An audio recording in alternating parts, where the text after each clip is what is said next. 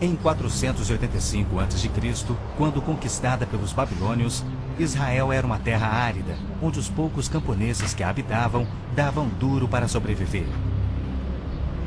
Esta era a terra que Deus havia prometido para Abraão, Isaque e Jacó, e aos seus descendentes para sempre. Toda a terra que você está vendo, darei a você, Abraão, e a sua descendência para sempre. A terra não poderá ser vendida definitivamente, porque ela é minha. O povo que orgulhosamente habitava a terra prometida foi dizimado, espalhado e levado à Babilônia, onde passou 70 anos, conforme predito por Jeremias.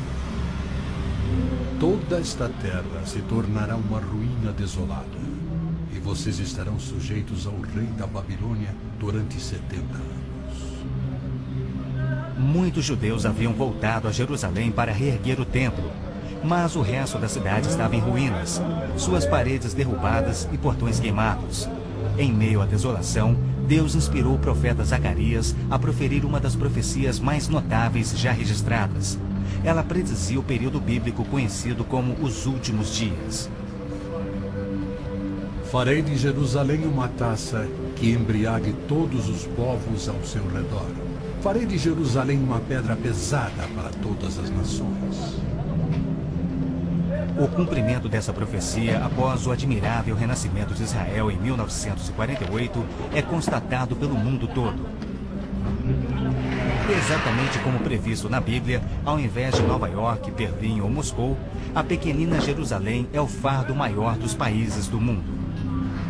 O peso que ela tem é tal que o Conselho de Segurança das Nações Unidas dedicou quase 1/3 das suas deliberações a Israel, que representa apenas 1/1000 da população mundial.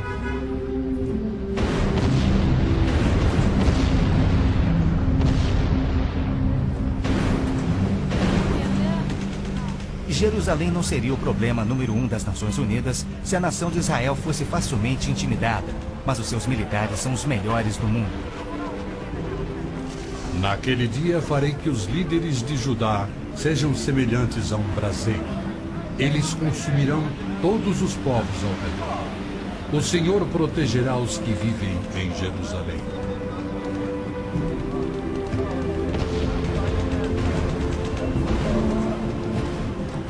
E exatamente como previsto, Israel tem devorado quem o ataca, vencendo todas as guerras, apesar de enormes desvantagens.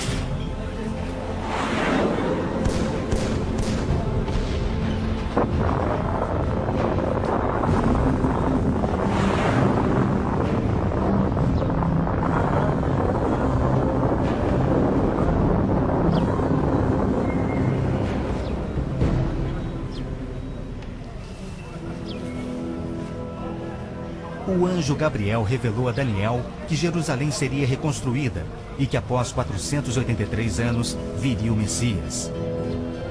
E que seu próprio povo, o povo de Israel, o rejeitaria e o crucificaria. Que a cidade e o templo ficariam outra vez em ruínas. E foi assim que aconteceu. Depois o ungido será morto e já não haverá lugar para ele. A cidade e o lugar santo, o templo, serão destruídos pelo povo do governante que virá. Jesus entrou em Jerusalém no dia exato da profecia. Foi aclamado como Messias e depois rejeitado.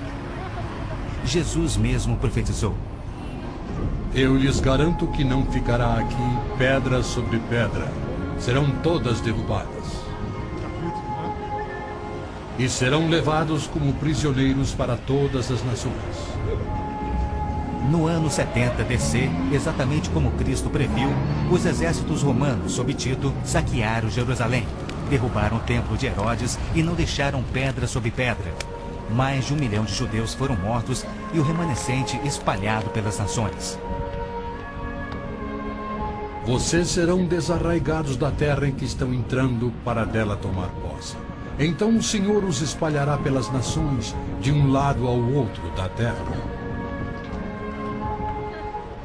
Os profetas de Israel também previram o antissemitismo, que perseguiria os judeus por toda parte. Vocês serão motivo de horror e objeto de zombaria e de riso para todas as nações. Espalhados entre as nações, Os judeus têm sido odiados, perseguidos e mortos como nenhum outro povo, enquanto a estéril terra de Israel permaneceu de luto. Após sua visita em 1867, o escritor Mark Twain escreveu: Belém, a terra em que os anjos cantaram, não é habitada por criatura alguma. A Palestina se recobre de pano de saco e cinzas, desolada e sem beleza. Em outra de suas profecias admiráveis, Jesus declarou: Jerusalém será pisada pelos gentios, até que os tempos deles se cumpram. Jerusalém foi disputada por todos os grandes povos da história. Babilônios a dominaram, depois os Medo-Persas. Alexandre o Grande tomou a Palestina para os gregos em cerca de 300 a.C. Depois foram os egípcios, seguidos pelos assírios e então os romanos. Invasores islâmicos se apoderaram dela, mas foram depostos nas cruzadas. Mais tarde, os mamelucos islâmicos do Egito a tomaram. Depois, os turcos otomanos reinaram por 4 séculos. E ao longo destes séculos, os judeus ali viveram e sofreram. O pleno cumprimento das profecias bíblicas sobre Israel, Jerusalém e os judeus é a prova incontestável da existência de Deus e da veracidade bíblica. Muitos pensam que as cruzadas católicas libertaram a Terra Santa para os judeus, quando, na verdade, massacraram os judeus e tomaram a terra para a Igreja Católica. O Papa Urbano II, que organizou a primeira cruzada, desafiou seus seguidores a seguirem a estrada para o Santo Sepulcro, tomando a terra daquela raça malvada e sujeitando-a ao seu domínio. Hordas de voluntários, ostentando a bandeira da cruz, massacraram os judeus, a linhagem terrena de Cristo. Isso por todo o trajeto a Jerusalém.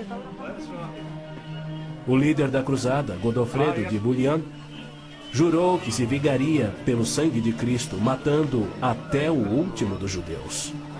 Ao tomarem a cidade de Davi, seus homens perseguiram os judeus até a sinagoga e atearam fogo nela. Os papas subsequentes trataram os judeus como leprosos sem qualquer direito. Entre estes, Pio VII, Leão XII, Pio VIII e Gregório XVI. O abuso de Hitler contra os judeus alemães antes da Segunda Guerra descortinou um antissemitismo fervilhante, que se estendeu por todo o mundo.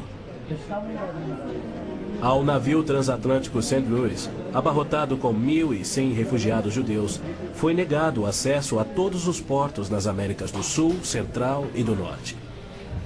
700 destes tinham vistos de imigração para os Estados Unidos, porém o presidente Roosevelt os enviou de volta para morrerem nos fornos de Hitler. Até mesmo a Suíça rejeitou os judeus, devolvendo-os aos seus assassinos, e serviu como banqueira de Hitler, guardando para os nazistas bilhões de dólares em ouro e dinheiro roubado das vítimas judias. No final da Segunda Guerra, a promessa de Deus de retornar o seu povo à Terra Prometida parecia mais absurdamente ilógica do que nunca. 6 milhões de judeus perderam a vida no Holocausto de Hitler, um fato que muitos continuam a negar. Embora Adolf Eichmann relatou, enquanto prisioneiro, que o massacre dos judeus foi o maior de todos os crimes, a maior dança funesta da história da humanidade.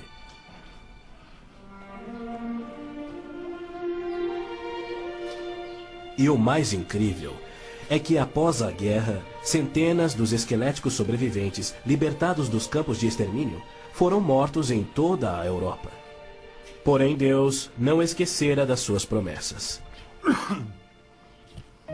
De 1945 a 1948, apesar de um cruel bloqueio naval inglês, 10 navios antigos contrabandearam 70.000 sobreviventes do Holocausto para dentro da Terra Prometida.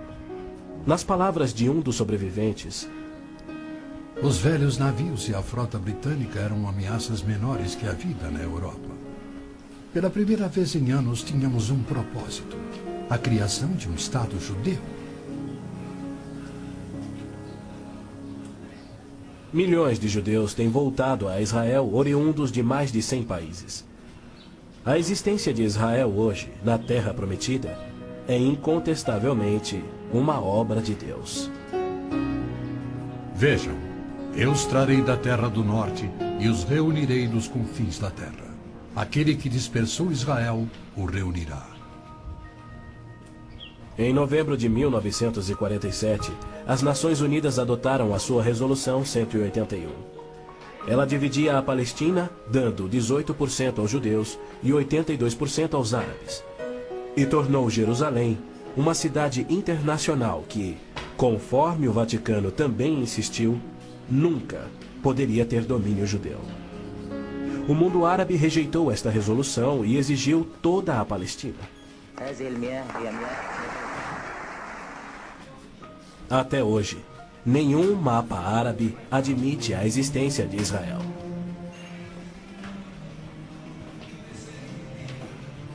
Em 14 de maio de 1948, Israel declarou sua independência. E foi imediatamente invadido por 6 nações árabes. Seus soldados eram várias vezes mais numerosos que os colonos judeus e tinham superioridade indiscutível em armas, tanques e aviões. Tendo recebido da ONU uma faixa estreita e indefensável de terra, rodeada de inimigos dispostos a exterminá-lo, Israel deveria ter sido aniquilado. Porém, para a surpresa do mundo inteiro, que torcia para os seus inimigos, os colonos israelenses derrotaram os que buscavam destruí-los, exatamente como Deus prometera. E assim tem acontecido em guerra após guerra, à medida que seus inimigos têm tentado aniquilar Israel. Sim, é isto mesmo.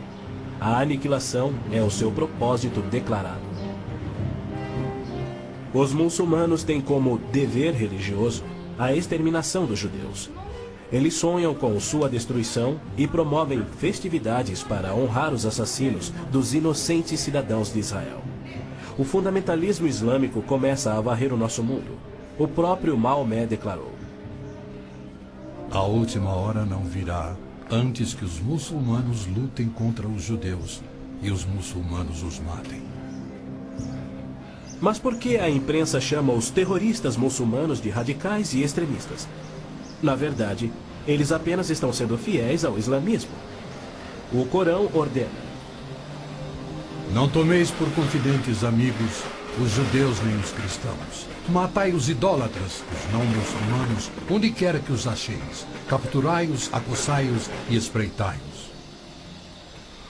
Líderes muçulmanos, religiosos e políticos ameaçam os judeus como fazia Hitler na TV, pelo rádio e alto-falantes, nas ruas e nas mesquitas. Quando Gaddafi brada: a batalha de Israel será tal que Israel deixará de existir, ele fala por todos. O extermínio de Israel é transmitido aos muçulmanos desde o aleitamento. Um ministro da educação da Síria escreveu: O ódio com que doutrinamos as mentes dos nossos filhos desde o parto é sagrado. Um livro-texto de adolescentes egípcios declara: Israel não viverá se os árabes forem firmes no seu ódio. E um livro de pré-adolescentes diz: Os árabes não desistem de trabalhar em prol do extermínio de Israel. É uma loucura Israel tentar firmar acordos de paz com inimigos como estes. Mas a pressão mundial o obriga a isto. Na Guerra de Yom Kippur, de 1973, milhares de tanques atravessaram simultaneamente o Sinai, oriundos do Egito, e descendo o Golã a partir da Síria num ataque surpresa cuidadosamente orquestrado. As forças militares de Israel estavam todas de licença, celebrando a mais sagrada de suas festas religiosas, levando, portanto, 3 dias para que se mobilizassem. 300 mil israelenses enfrentaram 1,2 milhões de árabes. Escapando por um fio da derrota, Israel sofreu pesadas baixas. Mas, em cumprimento incontestável da admirável profecia de Zacarias, de que as tropas judias seriam como fogo que consumiria as nações vizinhas, Israel expulsou os seus inimigos. Em retaliação por ter se defendido, 61 nações romperam relações diplomáticas com Israel, enquanto nenhuma nação repreendeu os árabes por seu ataque surpresa. Este tenso e custoso estado de alerta de Israel tem sido manipulado de modo a acusá-lo de perpetrador de violência infundada contra vizinhos amantes da paz. O antissemitismo é uma força motriz da mídia mundial, que é muito influenciada pelo dinheiro do petróleo. Não se veicula nenhuma crítica aos árabes e suas repetidas ameaças de extinção de Israel. Quando Israel deportou 400 terroristas do Hamas e do Jihad Islâmico por terem matado e mutilado centenas de seus civis, foi criticado pela mídia internacional e censurado pelas Nações Unidas. Mas quando o Kuwait deportou 300 mil palestinos, em sua maioria civis inocentes, a mídia fez pouco caso e as Nações Unidas ignoraram o fato. As Nações Unidas são flagrantemente pró-árabes e contra Israel. As chamadas Forças de Paz das Nações Unidas no Líbano abrigaram terroristas da OLP, ofereceram suas instalações para treinar terroristas, forneceram equipamento militar e auxiliaram as equipes de terroristas a caminho de atacarem Israel. Quando Israel se viu pressionado a ponto de invadir o sul do Líbano para expulsar a OLP, descobriu na área das Nações Unidas estoques suficientes de armamentos para sustentarem uma invasão de 1 milhão de homens. E a maioria, incrivelmente, era avançada demais para ser operada pela OLP e era obviamente destinada a uma invasão soviética. A ONU já condenou Israel mais de 370 vezes por ter se defendido, porém nunca condenou os terroristas ou os seus agressores. 2 anos após a Olimpíada de Munique, em que a OLP assassinou 11 atletas israelenses, Arafat, o seu líder, foi convidado para falar na Assembleia Geral da ONU. E foi recebido como herói, embora clamasse pela extinção de Israel. O então secretário-geral da ONU, Boutros Ghali, declarou: Os judeus devem abrir mão de sua condição de nação e do Estado de Israel para serem assimilados como uma comunidade do mundo árabe. O Domo da Rocha, no cume do Monte Moriá, está situado no coração de Jerusalém. Esta edificação de 141 mil metros quadrados inspira paixões tão explosivas que pode ser o estopim da Terceira Guerra Mundial a qualquer instante. Foi ali que Abraão obedientemente construiu um altar e colocou sobre ele o seu filho Isaque, disposto a oferecê-lo como sacrifício a Deus. Mas Deus o impediu e proveu um carneiro para substituir a Isaque. 900 anos mais tarde, há cerca de 3.000 anos, o rei Davi comprou aquele terreno santo de Araúna, o Jebuseu, para poder edificar ali um altar a seu Deus. E foi ali que Salomão construiu o primeiro templo. Do templo judeu, destruído por 2 vezes, não resta nada. Em seu lugar se ergue o Domo da Rocha, um imenso monumento ao deus islâmico da lua, o antissemita Alá. Em 1967, quando Israel capturou o leste de Jerusalém e junto com ele o Monte do Templo, isto parecia contradizer a profecia de Cristo de que Jerusalém seria pisoteada pelos gentios até a sua vinda. Mas, incrivelmente, Israel imediatamente devolveu o Monte do Templo aos cuidados do rei Hussein da Jordânia. Este, por sua vez, o confiou a Yasser Arafat e a sua OLP em 1994. Assim, o coração de Jerusalém está nas mãos de gentios, e as nações dos gentios de todo o mundo exigem o controle. Uma das principais tensões no Oriente Médio, hoje em dia, é a questão do chamado povo palestino. A Organização de Libertação da Palestina, a OLP, liderada por Yasser Arafat desde 1969, alega representar os palestinos. A OLP declara: Nosso conflito com o inimigo sionista não surge em função da demarcação de suas fronteiras, mas sim da própria existência de Israel. A OLP, como todos devem saber, é uma organização islâmica de terrorismo. Ela treinou as gangues de assassinos de Idi Amin, que mataram 300 mil cristãos negros em Uganda.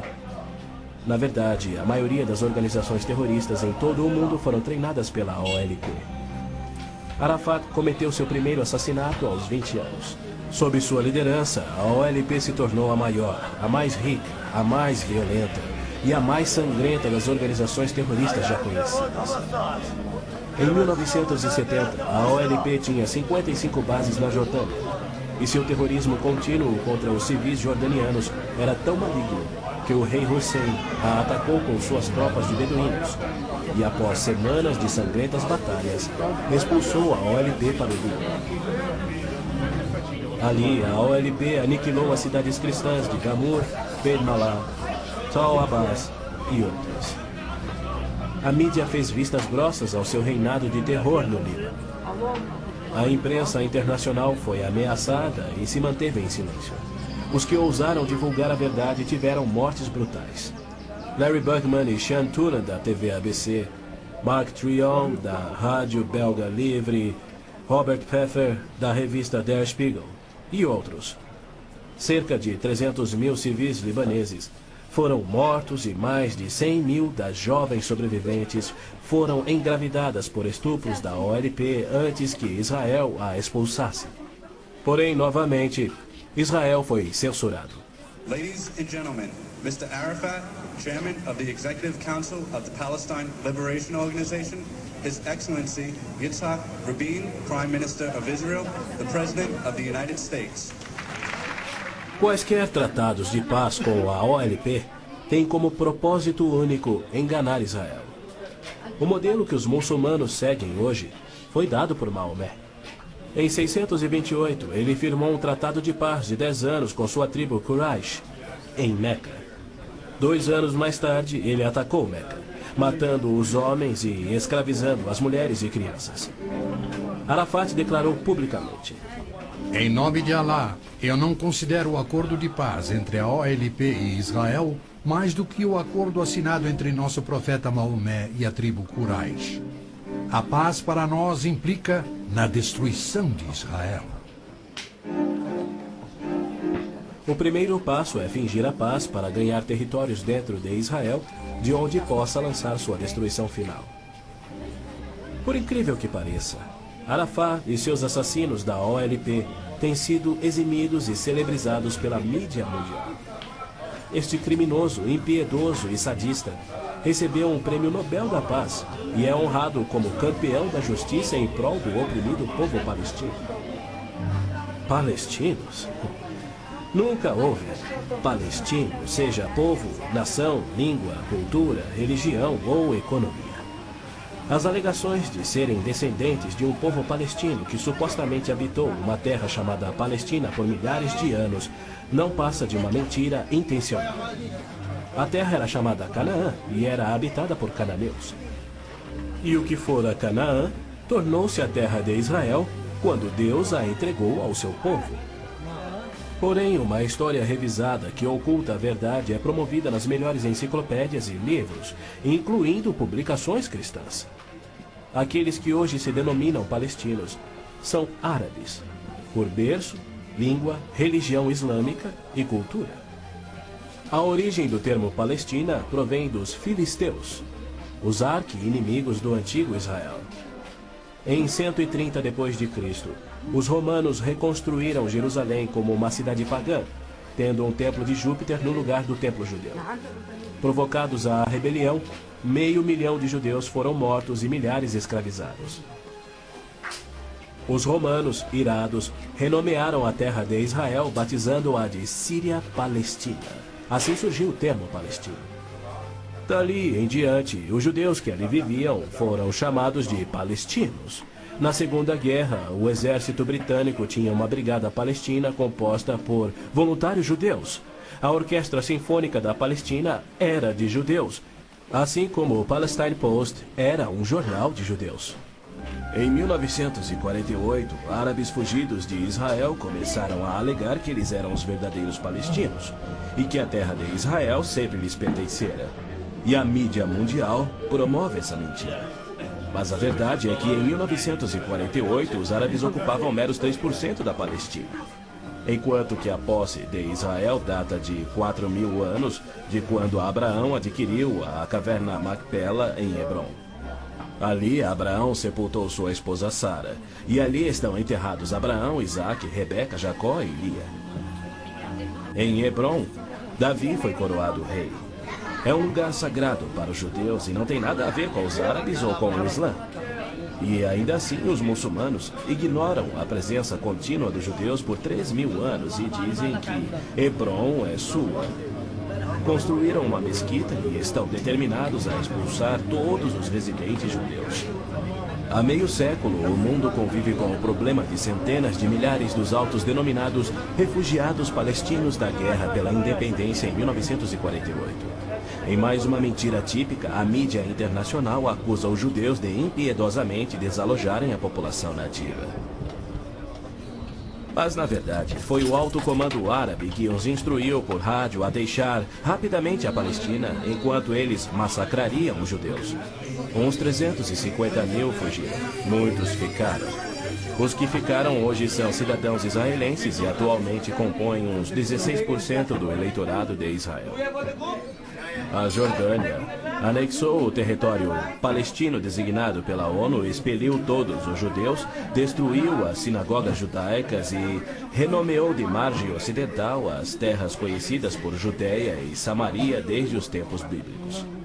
Apesar dos milhões de dólares em jazidas de petróleo e uma área terrestre 700 vezes maior do que a de Israel, as nações árabes se recusam a aceitar quaisquer refugiados de 48 e a dar-lhes vida normal. Somando milhões devido à sua alta taxa de natalidade, hoje eles são restritos a vergonhosos acampamentos de refugiados em Gaza, Jordânia, Líbano, Síria e na margem ocidental.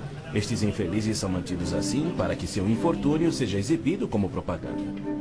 Por outro lado, o recém-formado Estado de Israel, cuja população somava 600.000, absorveu rapidamente 820.000 refugiados judeus que fugiam das terras árabes, onde por 13 séculos, desde o advento do islamismo, eram sujeitados a surras e cusparadas nas ruas e mercados.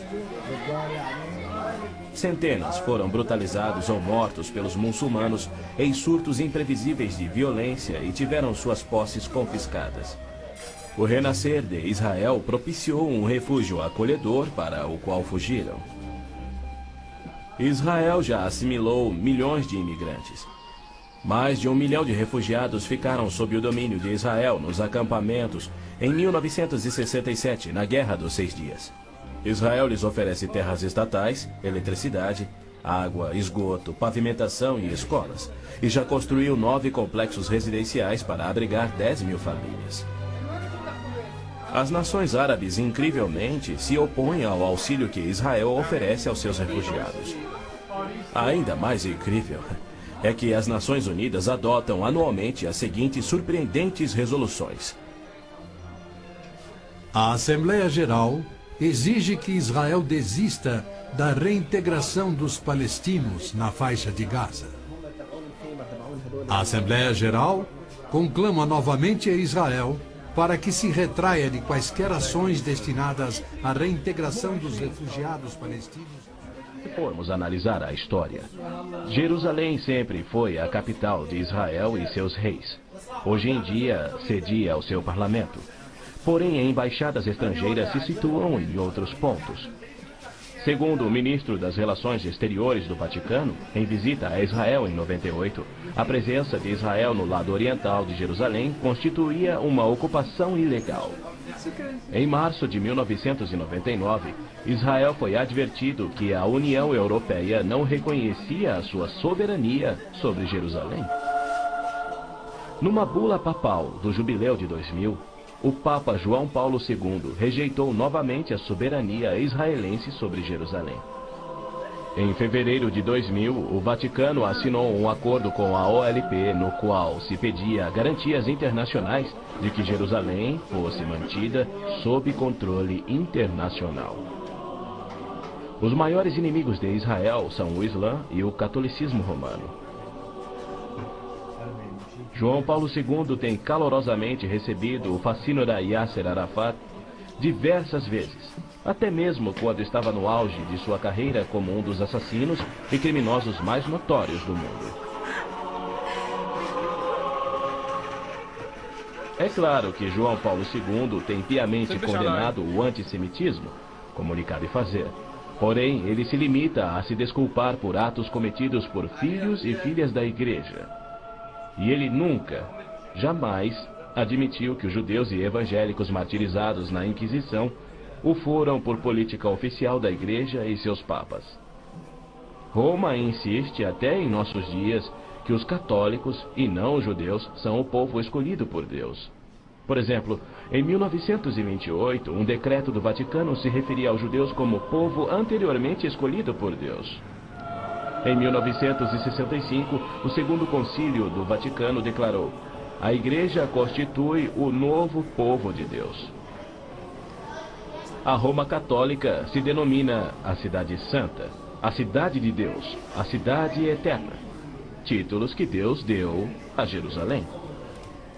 O interessante é que, ao invés de repreender Arafat por sua paixão por aniquilar Israel e suas crenças islâmicas anticristãs, o Papa aceitou seu convite para estar com ele em Jerusalém, celebrando a quem chamou de o nosso Jesus Cristo, entre aspas.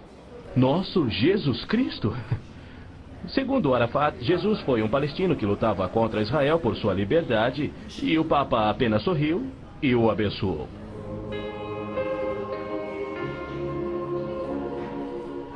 Os judeus culpam a Cristo e aos cristãos pelo antissemitismo do catolicismo romano.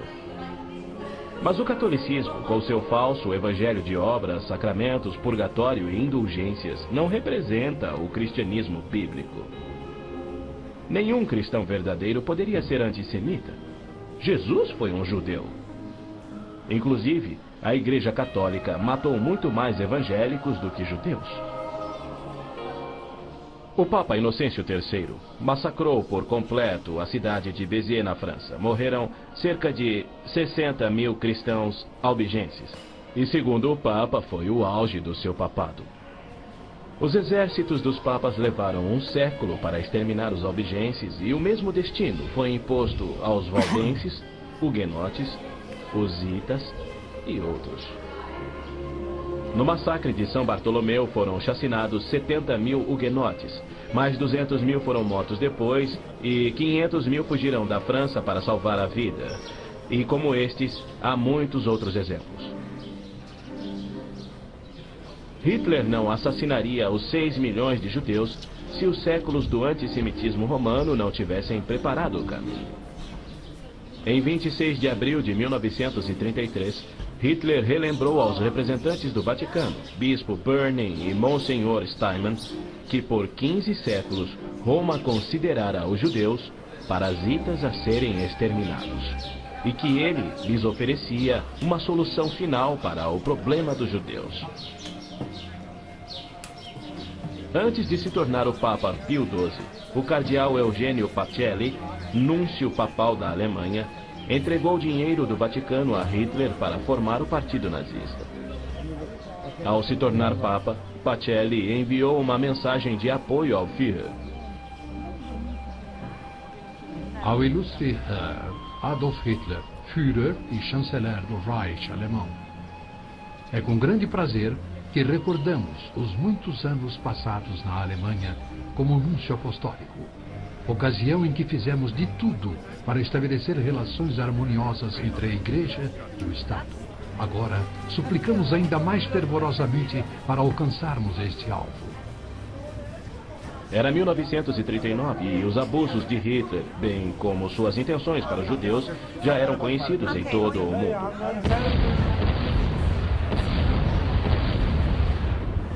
Foi em janeiro daquele ano que Hitler declarou que a guerra resultaria na, abre aspas, exterminação da raça judaica, fecha aspas. Die Folge noch einmal in einen Weltkrieg zu stürzen, dann wird das Ergebnis nicht der Sieg des Judentums sein, sondern die Vernichtung der jüdischen Rasse in Europa.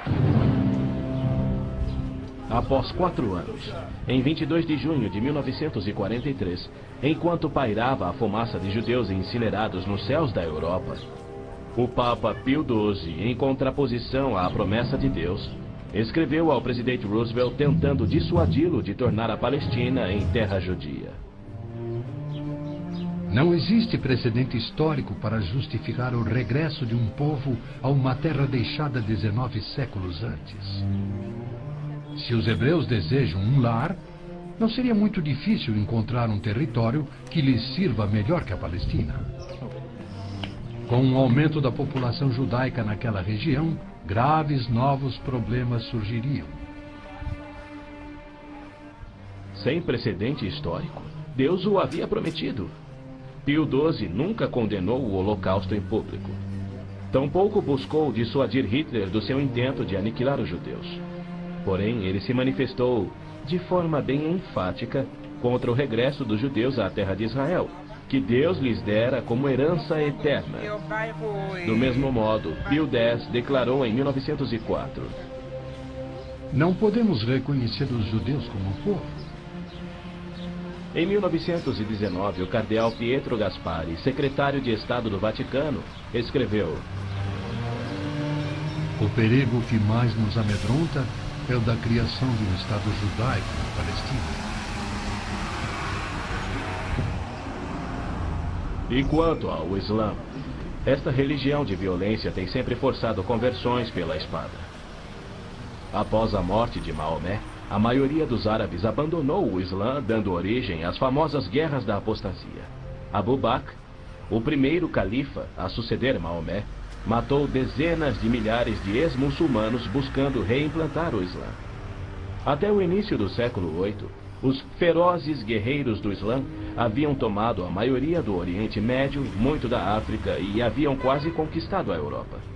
A violenta natureza do Islã é vista ainda hoje em multidões bradando "Allah é grande" e infligindo terror e morte sobre os não muçulmanos.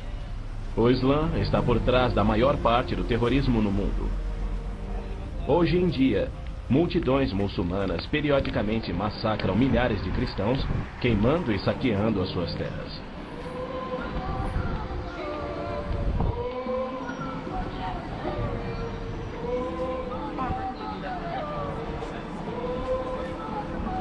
No sul do Sudão, milhões de cristãos negros estão sendo privados de alimento, escravizados e até mortos pelo governo islâmico do norte.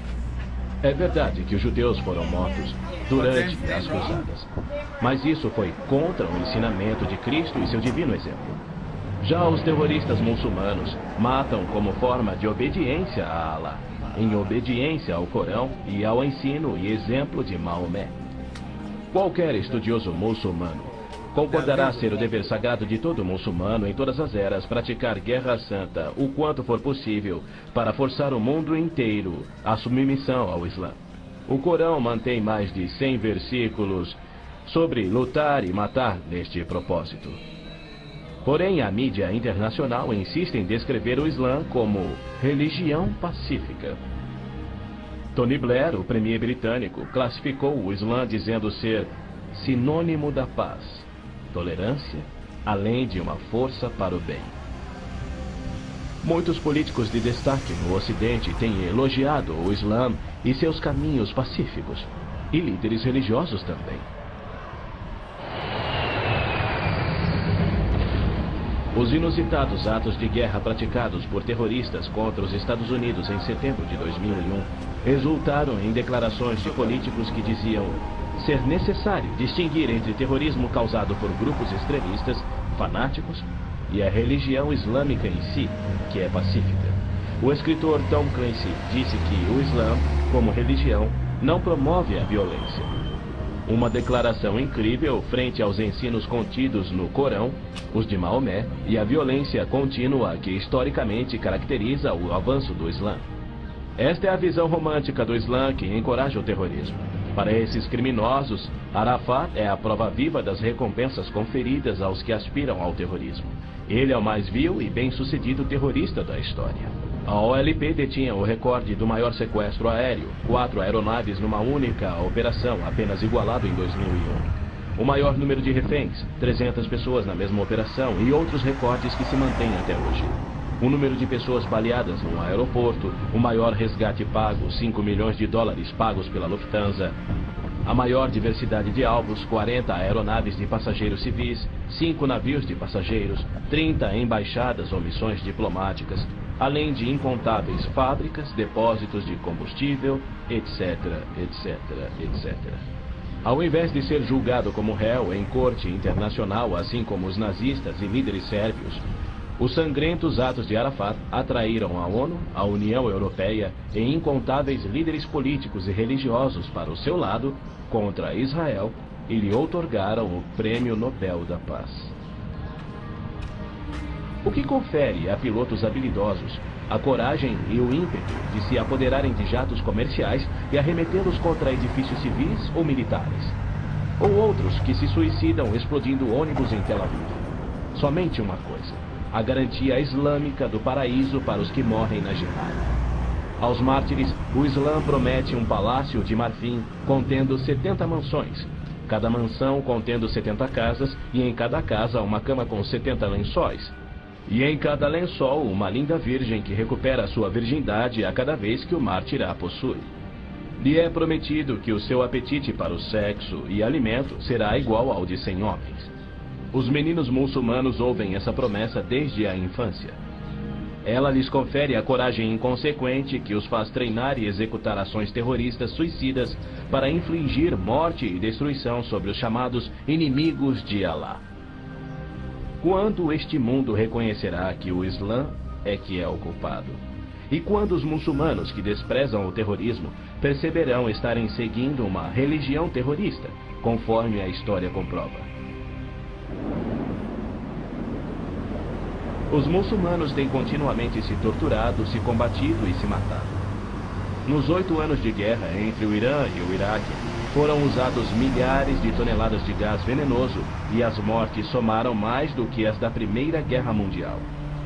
Nos territórios da OLP tomados de Israel, não há liberdade de consciência, de expressão, de religião ou de imprensa e nem voto democrático. E isto caracteriza todos os países islâmicos. Na Arábia Saudita, no berço do islamismo, não se admitem judeus. Cidadania é privilégio muçulmano. É vedada a construção de templos que não sejam islâmicos e, segundo a lei universal do islamismo, a pena de morte é oficial e é destinada ao muçulmano que se converte a qualquer outra religião. Não se pode carregar uma Bíblia nas ruas da Arábia Saudita ou realizar estudo bíblico em seu próprio lar. Mas o Islã é a religião que mais cresce no Ocidente. Na Inglaterra, congrega-se mais em mesquitas do que em templos cristãos. Da mesma forma, muitas mesquitas nos Estados Unidos têm contato com bases secretas de treinamento terrorista para que a Jihad faça da América um país islâmico.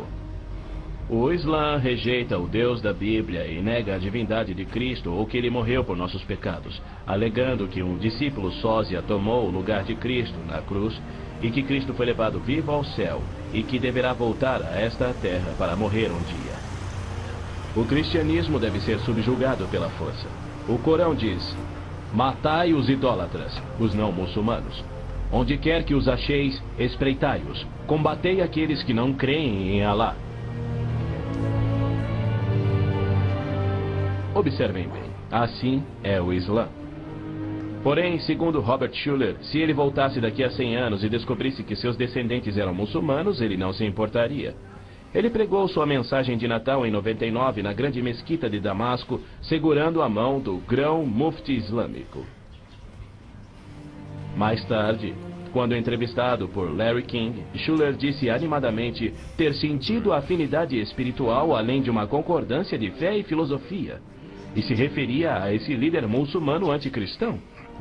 A Bíblia diz que Deus deu a terra prometida ao seu povo escolhido, os judeus. Já o Islã diz que Alá deu estas terras aos árabes. Assim se desdobra um tremendo conflito entre o Deus de Abraão, Isaque e Jacó, que ama os judeus, e o Deus de Maomé, que odeia os judeus e pede a sua destruição. O conflito real não é entre judeus e árabes, mas entre o Deus da Bíblia, cujo nome é Javé, e o Deus do Corão, chamado Alá. 12 vezes no texto bíblico, Deus refere-se a si mesmo como o Deus de Abraão, o Deus de Isaac e o Deus de Jacó. Então, Javé declarou a Moisés: diga aos israelitas, o Senhor, o Deus dos seus antepassados, o Deus de Abraão, o Deus de Isaac, o Deus de Jacó enviou-me a vocês. Esse é o meu nome para sempre, nome pelo qual serei lembrado de geração em geração. É Satanás que tem inspirado 3.000 anos de antissemitismo. Se os judeus fossem destruídos, o Messias não poderia nascer. Mesmo após a vinda de Cristo, se Satanás destruísse os judeus, Javé seria um mentiroso, incapaz de cumprir sua promessa de restaurar a terra a Israel, para que dali Cristo reinasse no trono de Davi na sua segunda vinda. A integridade de Deus tem a ver com a sobrevivência de Israel. Embora não conste uma única vez no Corão, há mais de 800 menções de Jerusalém na Bíblia. Dela é dito repetidas vezes ser o local em que Javé, o Deus da Bíblia, estabeleceu o seu nome para sempre. Yasser Arafat alega que Jerusalém tem sido uma cidade árabe há milhares de anos, quando na realidade ela nunca o foi. Em julho de 1889, constou no jornal Pittsburgh Dispatch que, dos 40.000 habitantes de Jerusalém, 30.000 eram judeus e a maioria do restante era cristã. Quando Israel declarou sua independência em 1948, havia 100.000 judeus vivendo na Jerusalém antiga. Ela foi fundada há 3.000 anos por Davi, o grande rei de Israel, e se manteve uma cidade judia desde então. Não é à toa que mais de 40 vezes a Bíblia se refere a Jerusalém como sendo a cidade de Davi. Ali Deus estabeleceu o trono de Davi para sempre. E naquele trono, o Messias, descendente de Davi, deverá reinar sobre Israel e o mundo. O Senhor Deus lhe dará ao Messias o trono de seu pai Davi, e ele reinará para sempre sobre o povo de Jacó. Jerusalém é um cálice de tontear porque líderes mundiais rejeitam o Deus bíblico e seu plano de paz para Jerusalém e o mundo. A insistência do Vaticano e da ONU de que Jerusalém deve ser uma cidade internacional e dos muçulmanos que dizem que ela lhes pertence constituem desafios ao Deus de Abraão, Isaac e Jacó, assim como a paixão muçulmana pela destruição de Israel. As nações muçulmanas estão se armando com mísseis capazes de portar ogivas químicas e biológicas, além de nucleares. Certamente não são armas de defesa. Todo mundo sabe que tem um propósito único: chover morte e destruição sobre Israel. A Síria já fabricou milhares de ogivas químicas, tem vastos estoques de armas biológicas e triplicou seu poderio militar e aéreo desde a guerra de Yom Kippur em 1973. Israel também tem armas nucleares, atualmente posicionadas em modernos submarinos, e certamente não seria vencido sem utilizá-los. Era a isto que Cristo se referia quando, numa surpreendente profecia que antevia os armamentos modernos, ele alertou sobre uma destruição tão incrível que, se ele não intervisse para interrompê-la, não restaria vida na Terra. E se aqueles dias não fossem abreviados, ninguém sobreviveria.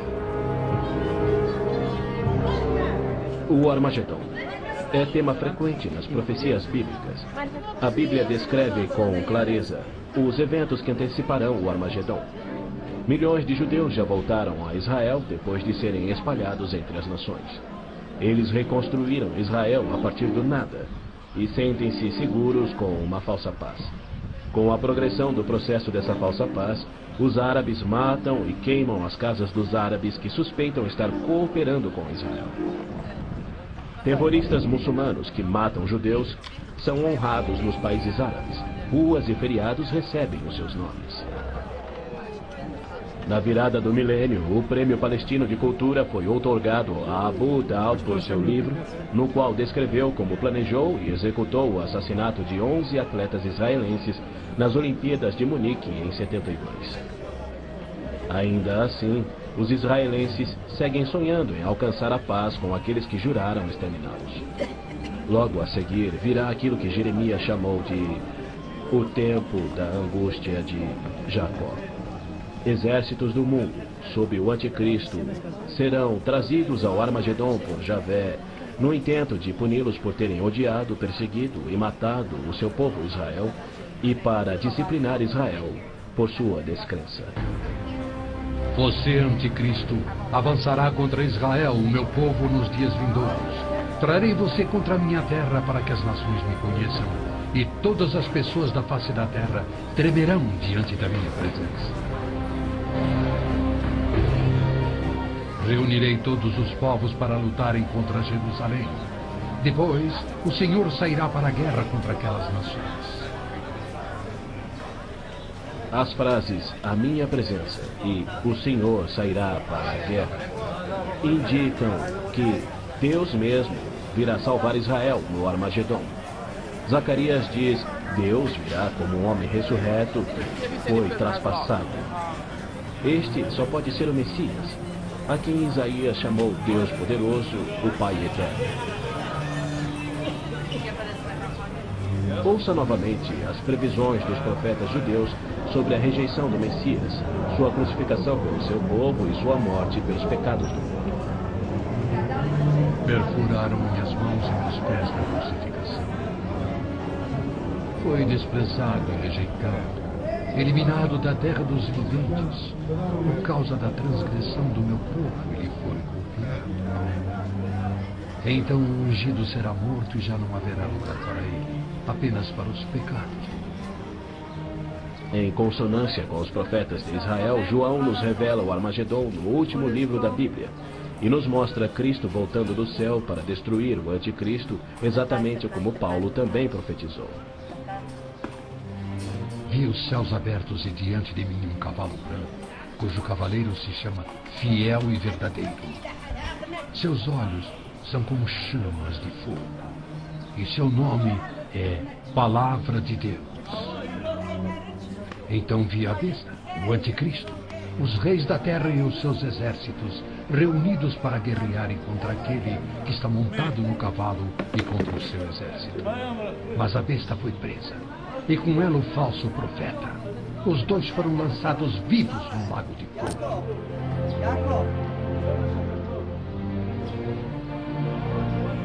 Antes do Armagedon, o anticristo irá confirmar um pacto de 7 anos, garantindo uma falsa paz entre árabes e judeus.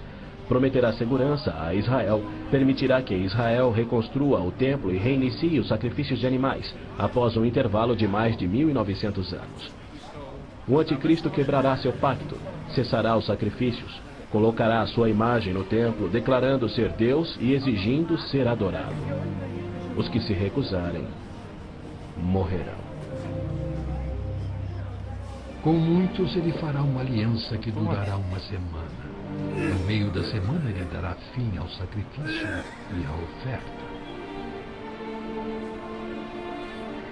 Então será revelado o homem do pecado, chegando até a assentar-se no santuário de Deus, proclamando que ele mesmo é Deus. Foi-lhe dado poder para fazer que fossem mortos todos os que se recusassem a adorar a imagem. A que semana Gabriel se referia? Quando isso acontecerá? Ele disse a Daniel que após 70 semanas ou 490 anos, toda a profecia se cumpriria, Israel seria restaurado e jamais voltaria a desonrar a Deus. No final das primeiras 69 semanas de anos, ou seja, 483 anos, o Messias viria e seria morto. O tempo seria contado a partir da data em que o rei da Babilônia concedeu a autorização para a reconstrução de Jerusalém. A partir da promulgação do decreto que manda restaurar e reconstruir Jerusalém, até que o ungido, o líder, venha, haverá 7 semanas e 62 semanas. Neemias diz ter recebido autorização para a reconstrução de Jerusalém no mês de Nissan do 20º ano do rei Artaxerxes, ou seja, em 445 a.C. No domingo, 6 de abril de 32 DC, dia em que se completavam exatos 483 anos, hoje o chamado Domingo de Ramos, Jesus entrou em Jerusalém. Não num cavalo branco, conduzindo uma insurreição contra Roma, como os autoproclamados messias tentaram e os judeus queriam, mas num jumento, humildemente trazendo a salvação dos pecados, conforme Zacarias havia predito. Alegre-se muito, cidade de Sião. Exulte, Jerusalém. Eis que o seu rei vem a você, justo e vitorioso, humilde e montado num jumento. Um jumentinho, cria de jumenta. Foi no dia 10 de Nissan, que era o dia em que os cordeiros pascais eram tirados do rebanho, que Jesus entrou em Jerusalém e apresentou ele mesmo ao seu povo. 4 dias mais tarde, quando Israel sacrificava os cordeiros, ele, o Cordeiro de Deus, cravado numa cruz, se entregou pelos pecados do mundo, cumprindo a profecia de Moisés. No 14º dia do mês, quando toda a comunidade de Israel irá sacrificar o cordeiro ao pôr do sol. É fato histórico indiscutível que Jesus entrou em Jerusalém num jumento no dia profetizado, foi aclamado como Messias, foi rejeitado por Israel e crucificado conforme os profetas haviam predito. Como resultado, foram postergados os planos que Deus tinha para Israel na 70ª semana de Daniel. Hoje vivemos na época que Cristo chamou de Templos dos Gentios, pois Jerusalém é uma cidade internacional dominada por não-judeus. E Cristo tem construído a sua igreja, composta tanto por judeus quanto gentios que creem em seu nome. Somente quando esta igreja for arrebatada para os céus, conforme prometido por Cristo, é que terá início a 70ª semana de Daniel. Israel tem profundos problemas espirituais e morais. Há hostilidade entre judeus religiosos e seculares e uma desilusão crescente com o judaísmo, especialmente entre a juventude. Israel sofre com drogas, pornografia, prostituição, juventude rebelde, estupros, roubos e assassinatos. Israel precisa se voltar em arrependimento para o Deus de Abraão, Isaque e Jacó. Mas os rabinos nada têm para oferecer aos pecadores arrependidos. Exatamente como Oséias profetizou, eles não fazem sacrifícios pelo pecado há 1900 anos, pois não têm um templo. Pois os israelitas viverão muitos dias sem rei e sem líder, sem sacrifício. Foi Deus quem profetizou essa condição. Por que ele permitiria que seu povo escolhido ficasse sem sacerdócio e sem templo no qual oferecer os sacrifícios pelos pecados que ele havia ordenado?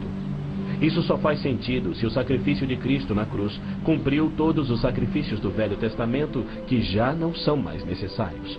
Caso contrário, Deus abandonou o seu próprio povo e todo o mundo sem recurso para o pecado. E isso ele nunca faria. As escrituras hebraicas contêm mais de 300 profecias, indicando quando e onde o Messias nasceria e como reconhecê-lo quando ele viesse. Cada uma destas foi especificamente cumprida ao pé da letra, na vida, morte e ressurreição de Jesus de Nazaré. Se ele não for o Messias, então não existe o Messias. Pois foi Cristo que no dia exato, revelado pelo anjo Gabriel a Daniel, entrou em Jerusalém num jumento, foi aclamado Messias, depois rejeitado e crucificado conforme profetizado. Segundo as escrituras do próprio povo de Israel, aqueles que esperam a primeira vinda do Messias já estão atrasados em 1900 anos.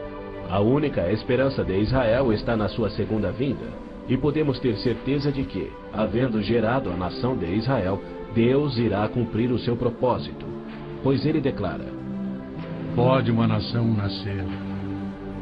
Acaso faço chegar a hora do parto e não faço nascer, diz o Senhor? Acaso fecho o ventre?